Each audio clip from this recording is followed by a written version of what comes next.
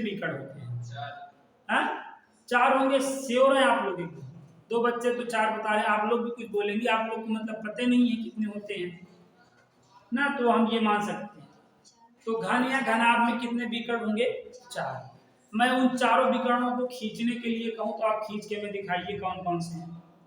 घनाभ में वो 4 बीकड़, जैसे आयत में 2 बीकर्ण होते हैं, तो ये आप बता लेते हो। ये ऐसे घनाभ की 4 विकर्णों को खींच कर आप हमें दिखा दीजिए। अगर आपने घनाभ के 4 विकर्णों को खींच के दिखा दिया तो आज वाला आप क्वेश्चन जान जाएंगे। आज वाला क्वेश्चन आपके लिए ही बना है। जो घनाभ के 4 विकर्ण खींच लेते हैं उन्हीं के लिए बना ही है। जिनको यही नहीं पता है घनाभ में कितने विकर्ण होते हैं, वो भी आज वो क्वेश्चन समझेंगे ना। घनाभ के 4 विकर्ण हमें खींच के दिखा दीजिए, बस हम जान जाएंगे।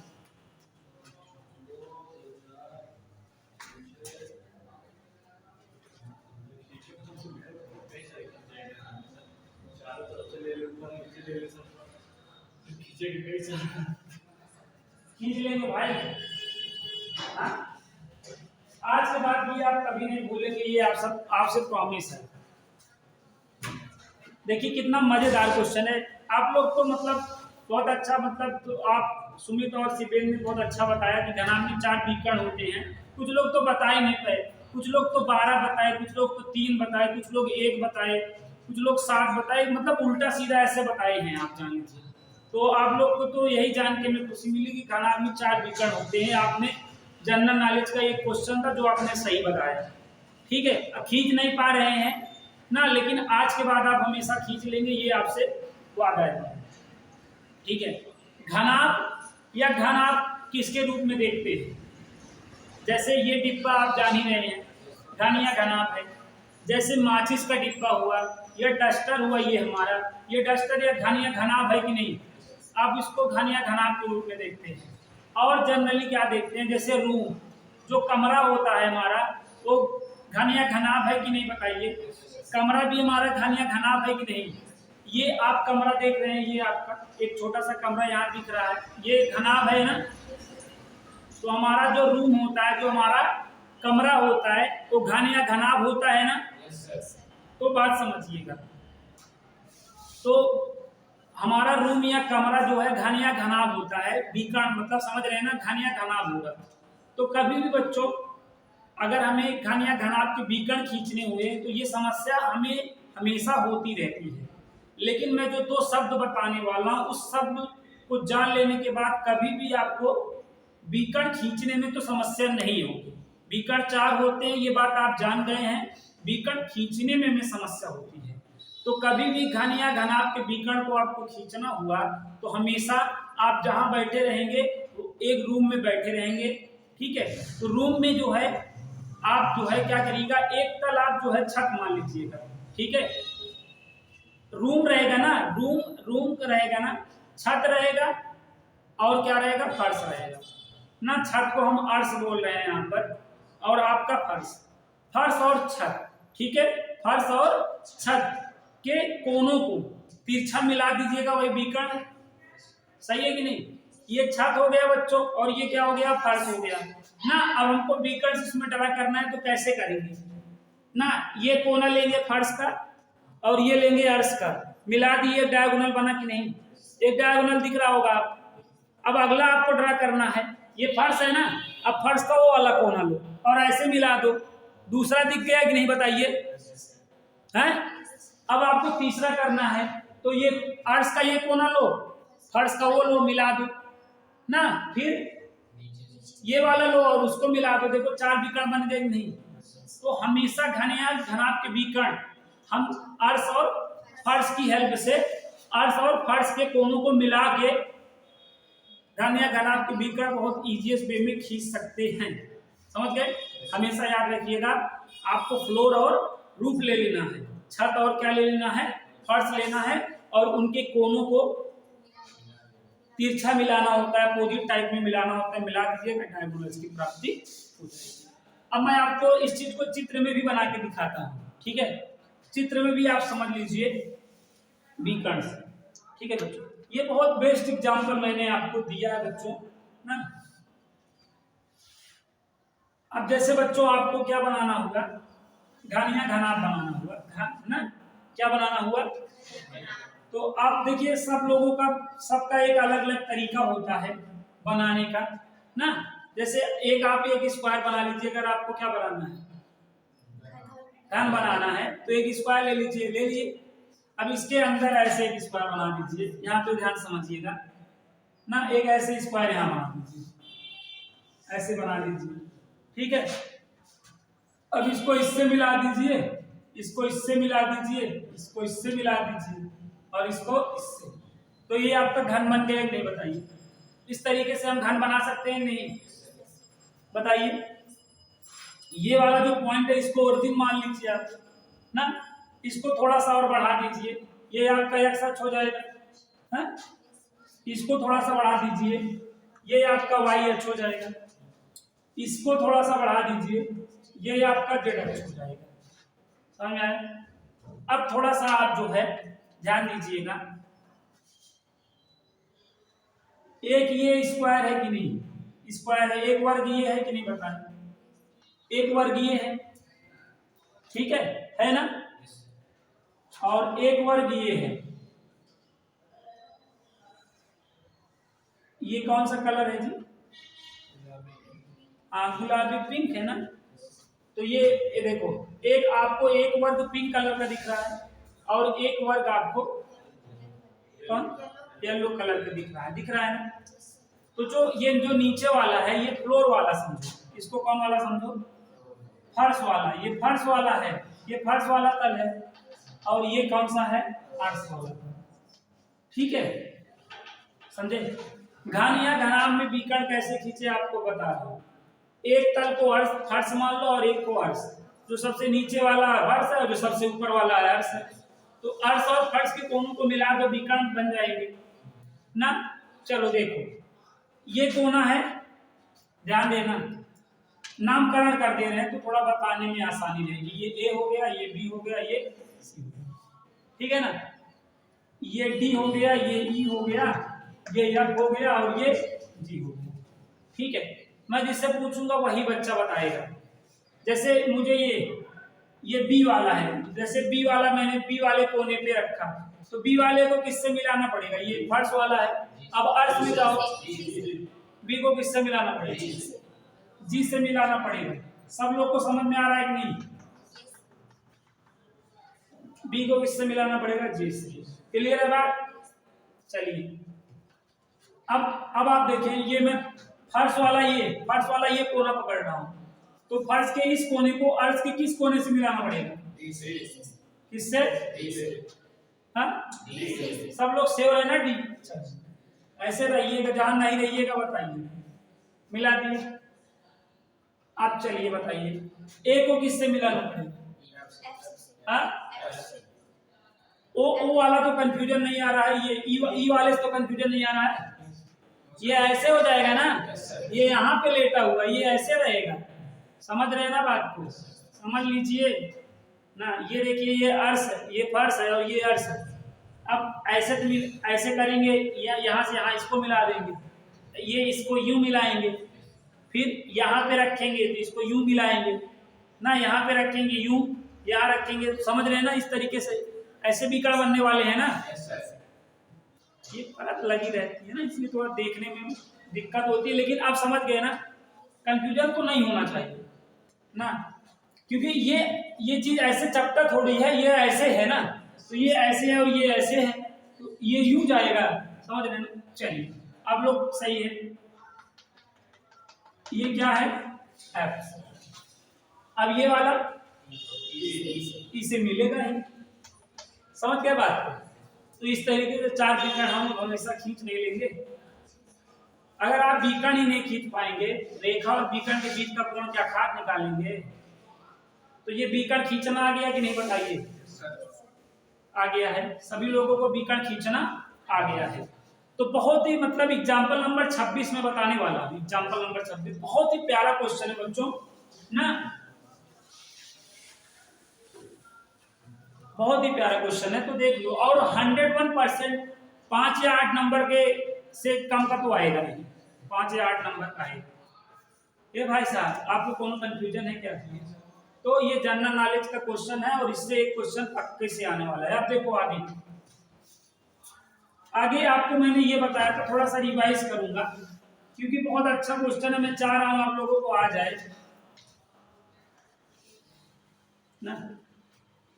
ये पॉइंट कहाँ है? एक्स एक्सिस पर, ये वाई एक्सिस पर, और ये ठीक है, ये ओरिजिन है। अगर मैं बच्चों आपसे ये पूछूं पॉइंट ए का श्रेया, मैं श्रेया से पूछूंगा पॉइंट ए का कोऑर्डिनेट बताओ श्रेया, तो क्या बताओ? सभी बच्चे एग्री कर रहे हैं यही होगा। अगर एक्स एक्सिस पर पॉइंट है, अगर एक्स एक्सिस पर कोई पॉइंट लाइज कर रहा है तो एक्स एक्सिस पे ही तो जंप होगी, वाई जेड वाले पे 0 होगी, यही माना जाएगा ना। ऐसे बी का बता दे सब लोग साथ में, 0 का होना चाहिए, और ये इसका क्लियर है बात। तो जब आप तीनों एक्सेस खींच लेते हैं तो आपको कितने तल दिखते हैं? 3 तल दिखते हैं ना। तो ये एक्स वाई तल है कि नहीं बताएं? ये एक्स वाई तल है ना, ये वाला वाई जेड तल है, और ये वाला जेड एक्स तल है कि नहीं बताएं? ठीक है ना। अगर ये इस तल में मान लीजिए एक पॉइंट एफ है, एक्स वाई तल में एक पॉइंट एफ है, तो एफ का कोऑर्डिनेट आप क्या बताएंगे? एक्स कामा वाई कामा 0 बताएंगे नहीं? भाई तल वाले में क्या होता है, तल वाले केस में क्या होता है, जो मिसिंग होता है वही को 0 करना होता है। तो एक्स वाई है तो जेड नहीं है, तो ये समझ गए ना। ऐसे इसका क्या हो जाएगा, जान ही रहे हैं, 0 का ये एक्स कामा 0 कामा 0। क्लियर है बात है? अब हम अपने क्वेश्चन को समझ सकते हैं। तो हमारा क्वेश्चन क्या है बच्चों? एक रेखा और घन के विकर्णों के बीच का कोण, ठीक है, रेखा और घन के विकर्णों के, रेखा जो है घन के विकर्णों के साथ अल्फा बीटा गामा और डेल्टा कोण बनाती है, तो प्रूफ दैट करो, तो सिद्ध करो कि cos square alpha plus cos square beta plus cos square gamma plus cos square delta equal to 4/3। ये क्वेश्चन है हमारा, ठीक है। रेखा घन के विकर्णों के साथ अल्फा बीटा गामा और डेल्टा कोण बनाती है, तो सिद्ध कीजिए cos square alpha plus cos square beta plus cos square gamma plus cos square delta equal to 4/3। ठीक है, तो हमें क्या करना पड़ेगा, एक घन बनाना पड़ेगा। पहले क्या बनाना पड़ेगा, एक घन बनाना पड़ेगा, नहीं बताइए। तो इस तरह हम एक घन बना ले रहे हैं बच्चों, ध्यान दीजिएगा। ये हम घन बना रहे हैं बच्चों, ये घन हो गया हमारा, ये हमारा घन हो गया नहीं बताइए। हाँ, अब इसको थोड़ा सा हम जो है बढ़ा लेते हैं, एक्स एक्सेस बोल देते हैं, और इसको थोड़ा सा बढ़ा देते हैं, वाई एक्सेस बोल देते हैं, और इसको भी थोड़ा सा बढ़ा देते हैं, जेड। ये हमारा क्या बच्चों ना, ये पॉइंट ए होता है, इसको पॉइंट बी बोला जाता है, और इसको पॉइंट सी बोला जाता है। क्यों? ये आपका डी वाला पॉइंट हो गया, ये ई वाला पॉइंट हो गया बच्चों, और ये आपका एफ वाला पॉइंट हो गया। बाकी ये वाला पॉइंट पी होता है, ये जानती है ना। अब ये जो घन है कुछ ना कुछ सेंटीमीटर का हो, मतलब इसकी भुजा रही होगी ना, लेकिन पता है क्वेश्चन में केवल क्या कह रहा है, एक रेखा घन के विकर्णों के साथ अल्फा बीटा गामा और डेल्टा कोण बनाती है, तो ये रिलेशन आप प्रूफ दैट करो, सिद्ध करो। तो घन की भुजा कितनी है बोला है? नहीं बोला है। तो नहीं बोलने पे आप कुछ भी यूनिट का मान सकते हो, कुछ भी यूनिट का मान सकते हो, चाहे जितनी यूनिट का मानो ना। तो हम मान लेते हैं ये घन जो है 1 यूनिट का है। कितना मानने को तो कुछ भी यूनिट का मान लो तुम 1 यूनिट का है, तो 1 पे सही नहीं रहेगा भाई, कुछ ना कुछ तो 0 तो नहीं होगा, पक्की बात है ना। और लंबाई ले रहे हैं तो पॉजिटिव में ही तो लेंगे ही। मान लिए 1 यूनिट का है, तो अगर ये 1 यूनिट का है तो ए का कोऑर्डिनेट क्या होगा बताएं आप? 1,0,0 बोले, और ये 1 है तो ये भी 1 होगा कि नहीं बताएं? ये 1 तो ये भी 1, और ये भी तो आपने 1 ही माना है। ये वो भी तो 1 ही है, तो ये AD भी 1 ही हो जाएगा कि नहीं ना। बी का कोऑर्डिनेट बताएं आप, 0, 1, 0, ठीक है। डी का कोऑर्डिनेट बताएं तो जाने 1, 1, 0, XY प्लेन में है ना, तो Z वाला 0 हो जाएगा। क्यों आ रहा है समझ में? इसलिए पहले मैंने रिमाइंडर पहले कराया ताकि ये क्वेश्चन समझ पाए आप। यहां तक आ गए बच्चों। ई का कोऑर्डिनेट इसी बात पे बता दें, YZ में है ना बच्चों, तो 0, 1, 1, इसी बात पे सी का कोऑर्डिनेट बता दे। चलिए बच्चों, ये आपका कोऑर्डिनेट बताएं तो ठीक है, बहुत अच्छा लगा। पी का बता दें, जान जाए आपको। देखिए पी का बता नहीं पा रहे हैं, देखो एक्स पे 1 है, वाई पे कितना है 1 है, और जेड पे भी 1 है ना, तो पी का क्या हुआ 1, 1 नहीं हुआ, बताओ। देखो एक्स पे कितना है 1 है, वाई पे देखो 1 है, और जेड पे कितना है 1 है, तो 1, 1 है ना। बताए यहां तक आ गया। अब इसमें आप जो है बीकर्स डायगोनल से ढलान करिए, तो ये आपका अर्थ मतलब फर्श वाला हो जाएगा, और इसको आप अर्थ समझ लेंगे ना। अर्थ और फर्श के कोनों को मिलाइए, तो डी का कोना कौन है बताइए, डी का कोना कौन है बताएं, सी है कि नहीं, सी है। देखिएगा डी का कोना कौन है बालक, सी ना। ये बी वाला कोना बताइए, बी वाला कोना कौन है, एफ है, ठीक है। और ए वाला कोना, अब लाइक ऐसे जाएगा कहीं नहीं, बताओ ऐसे ना, बताएं। और ओ वाला यहाँ पर क्या है, पी, तो ये बी कट्स हो गए कि नहीं बताइए, क्या हो गए, ये बी कट्स हो गए ना, डायगोनल्स हो गए कि नहीं। तो ये क्वेश्चन क्या कह रहा है, एक रेखा विकर्णों के साथ, क्या एक रेखा विकर्णों के साथ अल्फा, बीटा, गामा और डेल्टा कोण बना रही है। तो विकर्ण आप देख रहे हो, रेखा ऐसे होगी, ये रेखा है, ये क्या है बच्चों, ये रेखा है कि नहीं बताओ, ये रेखा है, ये रेखा है ना, ये रेखा है, ये क्या है, रेखा दिख रहा है। मैं इसको थोड़ा सा आपको एक दूसरे कलर से जो है डबल करता हूँ। सपोज ऐसे रेखा है, ऐसे रेखा है, तो ये इन चारों के साथ क्या कर रही है, अल्फा, बीटा, गामा कोण बना रही है। जैसे आप सपोज करेंगे कि यहाँ पे जैसे ये देखो, बात को समझें, ये कौन वाली है, ये रेखा है बच्चों, और ये ओपी को देखें, ये रेखा ना, अरे यार ये रेखा है, ये यल है ना, ये यल है, और ये ओपी देखिए, दिख रहा है बच्चों, ओपी को थोड़ा सा मैं डार्क करके चल रहा हूँ, ये ओपी और ये रेखा ना, तो ये इनके बीच का कोण आपको दिख रहा है कि नहीं, ये कब बना है कि नहीं। इसको सपोज आपने अल्फा बोल दिया, क्या बोल दिया, अल्फा बोल दिया, तो रेखा इस बीकर्ण के साथ क्या बना दिया, अल्फा, ठीक है।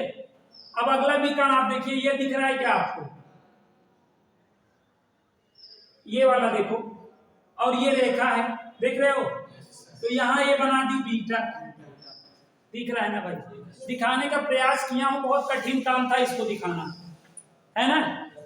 और अगला वाला बीकर्ण ये है, सपोज हमारा ऐसे गया है कि नहीं बताओ, ऐसे ऐसे किया हूं, तो यहां देखो, ये यहां सपोज क्या है, गामा बना रही है ना। बहुत कठिन काम है यहाँ पर चारों कोणों को दिखा रहे हैं ना रेखा के साथ। देखिए अगला क्या है बच्चों, ये है ना, तो ये दिख रहा है नहीं आपको, ये कोण, ये क्या है, डेल्टा ना। तब आपको ये चीज जो है प्रूफ दैट करना है। क्वेश्चन समझ पाए नहीं, तो रेखा विकर्णों के साथ इस तरह चार कोण नहीं बनाएगा ना, क्योंकि विकर्ण के लिए 4 लाइन है, तो रेखा इन चारों को प्रतिच्छेद कर रही है ना, दिख रहा है नहीं फिगर में, तो 4 कोण बनाएगा ना।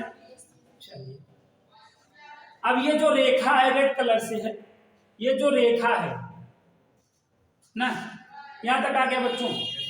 अब मैं यहाँ पे क्वेश्चन में क्या कहा है कि रेखा जो है, रेखा चूंकि रेखा रेखा रेखा रेखा को भी एक ना, रेखा चूंकि रेखा रेखा विकर्णों, क्योंकि रेखा विकर्णों विकर्णों विकर्ण कौन है, कौन कौन विकर्ण है, ओपी बी ना, ओपी और एई, क्या है एई और बीसी तथा बीएफ या एफ बी लिख दो, एफ बी ना ना, एफ बी के साथ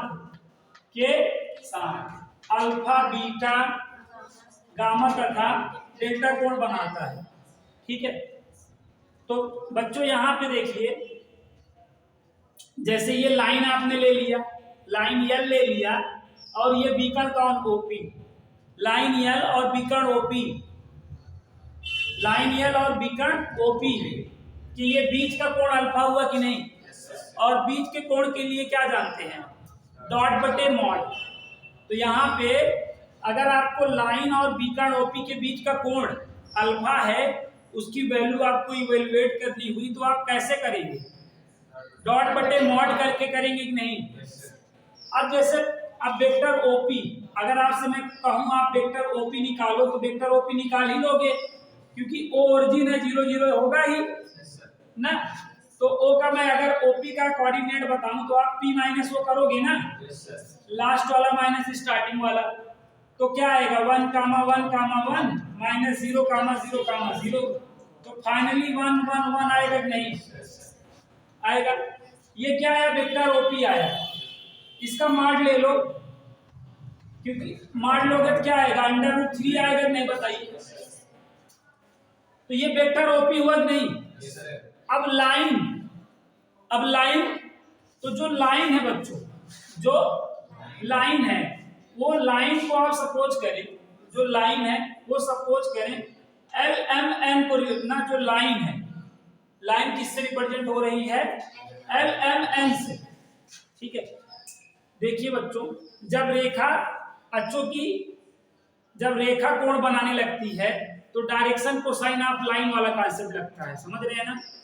कोई रेखा x अक्ष, y अक्ष और z अक्षों की धन दिशा से जो कोण बने, उसके कास को ही डायरेक्शन कोसाइन ऑफ लाइन कहते हैं ना। तो यहाँ पे अल्फा बीटा गामा उस तरीके से दिए हैं, अगर वो अक्ष से बनाती होती तो अल्फा बीटा गामा 3 ही बनता, क्योंकि विकर्णों के साथ बना रहे इसलिए।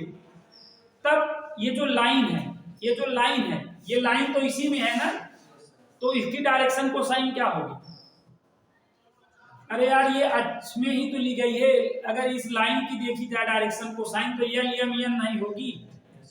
एक लाइन की डायरेक्शन कोसाइन क्या होती है भाई, एल एम एन होती है ना। तो जो लाइन है बच्चों, जो लाइन है सपोज वो एल एम एन से रिप्रेजेंट होगी, है ना। अब आपको दिक्कत है ना, इसको भी वेक्टर फॉर्म में लिख दो। इसको अगर आप वेक्टर फॉर्म में लिख रहे हो, तो l i cap plus m j cap plus n k cap होगा कि नहीं ना ना। अब लाइन के लिए जो लाइन है, समझ गए नहीं, लाइन ये है। अब इसका अगर आप मॉड लेते ना, अब ये सपोज क्या है, ये आपका सपोज ये वेक्टर यल है, समझ रहे हैं, स्मॉल वेक्टर यल है। अब नीचे क्या करोगे, स्मॉल वेक्टर एल का क्या करोगे, मॉड करोगे नहीं। तो जब मॉड करोगे तो under root l square plus n square बनेगा नहीं। और इसकी वैल्यू क्या होती है बच्चों, 1 होती है, तो एन ही तो आएगा, बताओ 1 आएगा कि नहीं। अब आप क्या करोगे बताओ, बीच का कोण लगाओगे ना, बीच के कोण का फार्मूला डॉट बटे मॉड। किनका डॉट है यार, ये अल्फा किनके बीच का कोण है, एल और ओपी के बीच का कोण है ना।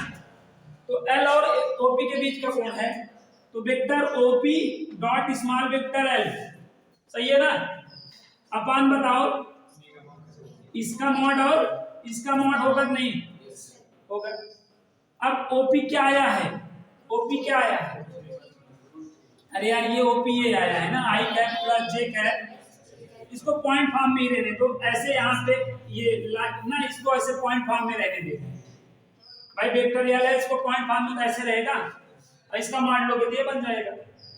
तो यहाँ पे 1, 1 डॉट L, M, N बनेगा नहीं, बताओ। वेक्टर ओपी के प्लेस पे √3 और यहाँ पे बगल में 1 आएगा नहीं।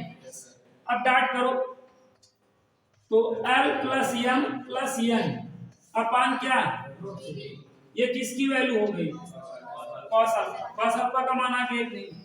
इसी प्रकार बच्चों हम क्या करेंगे, कॉस बीटा, कॉस गामा और कॉस डेल्टा की वैल्यू निकालेंगे। ये बात समझ गए। ये L के लिए तो यही रहना है तीनों में भाई, एक हो गया ना। ओपी वाले विकर्ण के साथ ये L की वैल्यू ये होगी कि नहीं, ऐसे अगला जो विकर्ण होगा उसके लिए भी L ऐसे ही रहेगा। सही बात है कि नहीं। चलिए, तो L में कोई मतलब L तो नहीं बदलने वाला, L तो यही रहेगा। अब यहाँ पे बच्चों देखो, अभी ओपी को आपने सॉल्व किया, अब अगला विकर्ण ले आप, अगला विकर्ण ले बच्चों। अगला विकर्ण क्या है, ओपी हो गया ना। अब बीटा कहाँ आपने किया है, ये यहाँ ना, तो बीटा कौन, CD क्या बच्चों, तो विकर्ण CD कैसे निकलेगा जान ही रहे हैं, D माइनस C करके ना। D का कोऑर्डिनेट देख लो, 1, 1, 0, C का 0, 0, 1 देख लो। अब सब्ट्रैक्ट करो 1, 1, -1, ठीक है। और यहाँ पे मॉड निकालोगे क्या आएगा, √3 आएगा, है ना।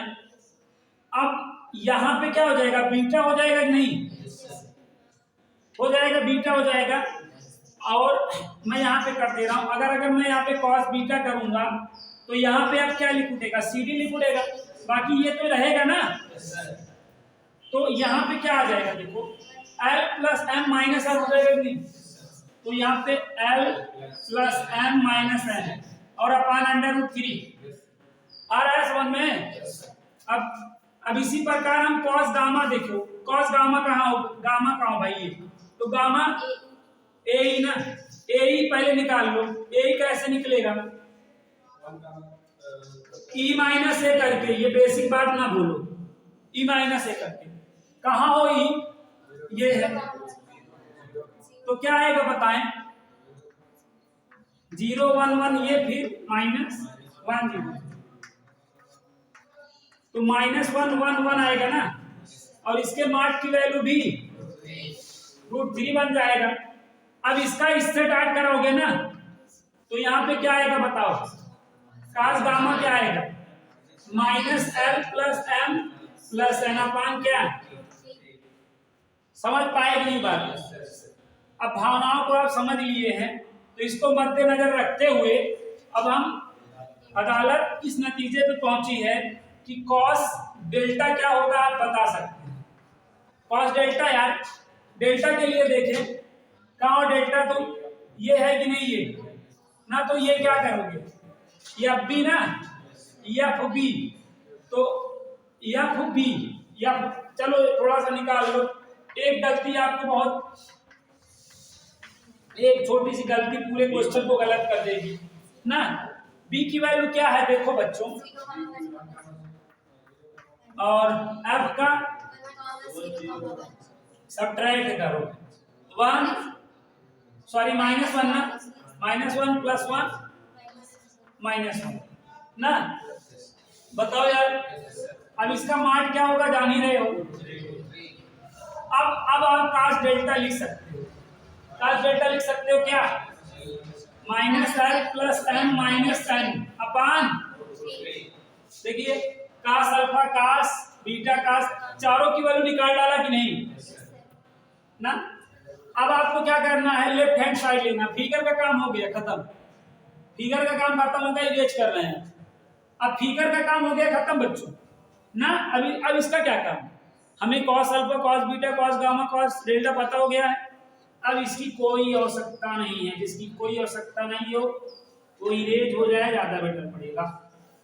चलो इसको इरेज कर दिए हम, और अब इसको इरेज करके हम क्या करेंगे बताओ, लेफ्ट हैंड साइड लेंगे, क्या लेंगे, cos square alpha plus cos square beta plus cos square gamma plus cos square delta.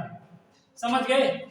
Cos alpha का हो तुम वेयर आर यू, ये l plus m plus n upon का होल स्क्वायर ना, मिटा दो, नहीं फालतू में कंफ्यूज करेगा। कॉस बीटा की वैल्यू, कॉस बीटा कहाँ हो तुम, ये हो कॉस बीटा, देखिए l plus m upon root 3 का, चलो तुम भी निकल लो। कॉस गामा कहाँ हो तुम, ये minus l plus m plus n upon root 3 का होल स्क्वायर। चलो तुम भी, तुम्हारा भी काम खत्म। प्लस डेल्टा देखो क्या है, minus l plus m minus n upon root 3 का होल स्क्वायर की नहीं हो गया।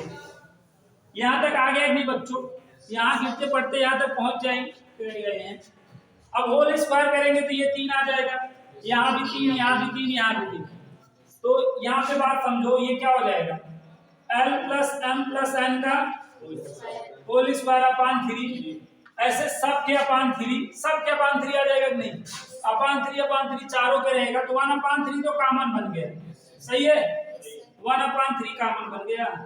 अब अंदर देखो, l plus m plus n का whole square plus l plus m minus n का होल स्क्वायर, फिर minus l plus m plus n का whole square, minus l plus m minus n का होल स्क्वायर बंद। ठीक है, तो देखो बच्चों, अगर a plus b plus c का होल स्क्वायर लगाओगे, a square plus b square plus c square, तो l square plus m square plus n square, यहाँ पे भी लगेगा ना, 4 जगह a plus b plus c का होल स्क्वायर लगेगा। तो देखो यहाँ यल स्क्वायर, यहाँ यल स्क्वायर, यहाँ यल स्क्वायर और यहाँ 4l स्क्वायर होगा नहीं, 4l square 4m square 4n square, तो 4 कॉमन ले लोगे तो l square plus m square plus बाकी सब कट टूट जाएंगे, बाकी a square plus b square plus c square plus 2ab plus 2bc plus 2ca है ना, तो उसमें रखोगे तो यहाँ से 4 जगह रहेंगे, 12 टर्म बनेंगे, तो प्लस माइनस होके क्या हो जाएंगे, कट जाएंगे। फाइनली क्या आएगा, कैलकुलेशन इजीएस्ट वे में करने का क्या तरीका है, 4 ब्रैकेट में l square plus m square plus n square और बगल 0, बाकी कट ही जाना है ना। बाकी आप फार्मूला लगा के दिखा सकते हैं, बुद्धिमानी का यही है तरीका ना। बुद्धिमत्ता अगर आप दिखाना चाहते हैं तो इस तरीके से अपना बुद्धि का यूज कर सकते हैं ना, लेकिन नहीं करना है तो मत करिए, करना आपको नहीं है तो ये 4/3 हो गया है, क्योंकि इसकी वैल्यू क्या होती है, तो हो गया प्रूफ। तो ये मिसलिनियस एग्जाम्पल का बहुत ही बढ़िया क्वेश्चन था और बहुत ही बढ़िया तरीके से बता दिया। यहाँ पे पूरा आपको लगाना भी नहीं है, आप जान गए ना, a plus b plus c का होल स्क्वायर यहाँ लगाएंगे, a square plus b square plus c square plus 2ab plus 2bc plus 2ca, तो plus 2ab plus 2bc plus 2ca यहाँ हर जगह रहेगा, कट ही जाना है। तो यहाँ यल स्क्वायर 4 बार, यहाँ 4 एम स्क्वायर, इसलिए इस तरीके से।